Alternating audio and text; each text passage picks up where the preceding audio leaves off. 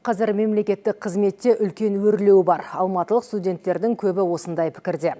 Бүгін жастарға деген мемлекеттік қызметтің жаңа мүмкіндіктері тақырыбында өткен кездесуге қаламыздағы 30-ға жоқ жоғары оқу орындарының студенттері қатысты. Оларға аталмыш қызметтің тиімді тұстары түсіндіріліп, мемлекеттік қызметке тұру жолдары мен бұл қызметтің артықшылықтары айтылды. Өз кезегінде сөз алған жастар да бүгінде мемлекеттік қызметтің тиімді екенін тілге тиек етті.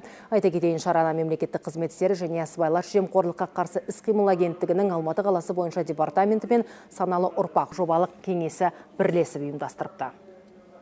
Мемлекеттік қызметке қазір барған бізге үлкен перспективалар береді және мүмкіндіктер береді. Неліктен бұл бізге қазір тиімді? Себебі мемлекеттік қызметте қазір мысалы жалақыны көтеріп жатыр, немесе социальный квотаны, яғни адамның ең басты қажеттіліктерін өтеп жатыр мемлекет. Яғни бізге жастарға, жаңа ұрпаққа әртүрлі мүмкіндіктер беріп отырғаннан кейін мен ойлаймын, қазір мемлекеттік қызметке бізге бару ол өте өзімізге тұлға жағынан дамытсақ та, маман ретінде дамытсақ та, мемлекетті дамытқымыз келсе де барлық жағынан өте жақсы тиімді деп ойлаймын. Және де мен барар едім мемлекеттік қызмет жасауға.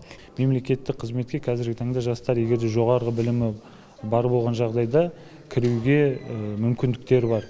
Егер де кезінде мемлекеттік қызметке қол жеткізу бұл жаңағы жұмыс өтілі талап етілген болатын болса, қазіргі таңда жоғарғы оқуын бітіре сап, жаңағы жастар мемлекеттік қызметке орналасуға толықтай мүмкіндіктері бар.